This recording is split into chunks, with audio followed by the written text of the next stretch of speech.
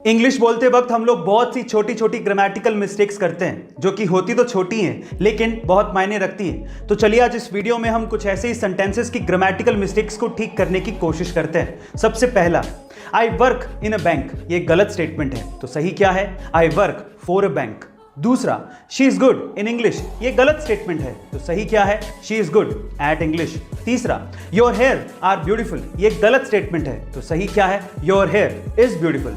चौथा, I am looking forward to see you, ये गलत स्टेटमेंट है। तो सही क्या है? I am looking forward to seeing you, ये सही स्टेटमेंट है। गाइस, आपको ये अमेजिंग इंग्लिश की नॉलेजेबल वीडियो कैसे लगी कमेंट सेक्शन में जरूर लिखेगा। इंसान सबसे पहले सोच से अमीर होना चाहिए, पैसों से तो वो बाद में अपने आप अमीर बन जाता है। तो अमीर सोच है क्या? अमीर बाप अपने बच्चों को आखिर क्या सिखाता है? चलिए जानते हैं। सबसे पहला, वो कहता है कि फाइनेंशियल एजुकेशन पर ध्यान दो और इन्वेस्टमेंट का महत्व समझो। दूसरा, बजाय नौकरी करने के अपना बिजनेस शुरू करो। तीसरा, सेविंग की बजाय इन्वेस्टमेंट करो। चौथा, वो कहता है कि कुछ ऐसा करो कि पैसा तुम्हारे लिए काम करे, ना कि तुम पैसों के लिए। पांचवा, खरीदना है तो ऐसी चीज खरीदो जिसकी फ्यूचर में कीमत बढ़े। छठा, ऐसा मत कहो कि तुम इसे अफोर्ड नहीं कर सकते, बल्कि ऐसा कुछ तरीका ढूंढो जिससे तुम उसे अफोर्ड कर सको। सातवां, इन्वेस्टमेंट नहीं करना रिस्की है। आठवां, घर एक लायबिलिटी है। और आखिरी, नौवां, अमीर लोग जेनरस होते हैं, ग्रीडी नहीं। गाइस, आपका इसके बारे में क्या कहना है कमेंट सेक्शन में जरूर लिखेगा। आजकल तो बहुत सारे मोबाइल अच्छी टेक्नोलॉजी के साथ सस्ते दामों पर अवेलेबल हैं, लेकिन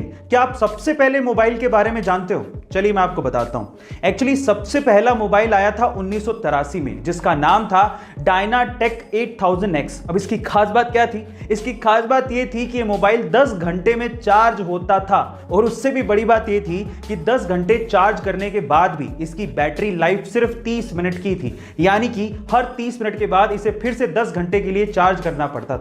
और सबसे बड़ी बात थी इसकी कीमत। इसकी कीमत लगभग $10,000 यानी कि आज के समय के हिसाब से लगभग 7 लाख रुपए थी। Oh my God. गाइस, आपको ये फैक्ट सुन के कैसा लगा कमेंट सेक्शन में जरूर लिखेगा। और गाइस, मान लीजिए कि जिस देश में आप रहते हैं उस देश पर कोई दूसरा देश आकर या उसकी सेना आकर कब्जा कर ले तो क्या होगा? यह मंजर कितना खौफनाक होगा ये तो आप समझ ही पा रहे होंगे। और आज कुछ ऐसा ही हो रहा है अफगानिस्तान के लोगों के साथ, जहां पर तालिबान ने अपना कब्जा कर लिया है। पर सवाल यह उठता है कि अफगानिस्तान की सेना आखिर कर क्या रही थी? उन्होंने तालिबानियों को अंदर आने कैसे दिया? इस पूरे घटनाक्रम से मुझे एक बात तो समझ में आती है कि किसी देश की आंतरिक सुरक्षा के लिए उसकी आर्मी का मजबूत होना कितना ज्यादा जरूरी है। इसलिए कहता हूं कि सबसे पहले हमें अपनी देश की सेना को धन्यवाद देना चाहिए, जिसका जवान देश की सुरक्षा करने के लिए सरहदों पर सीना तान कर खड़ा हुआ है। जय हिंद की सेना। गाइस, ऐसे अमेजिंग वीडियोस के लिए शेयर, सब्सक्राइब एंड लाइक। मिलता है अगली वीडियो में।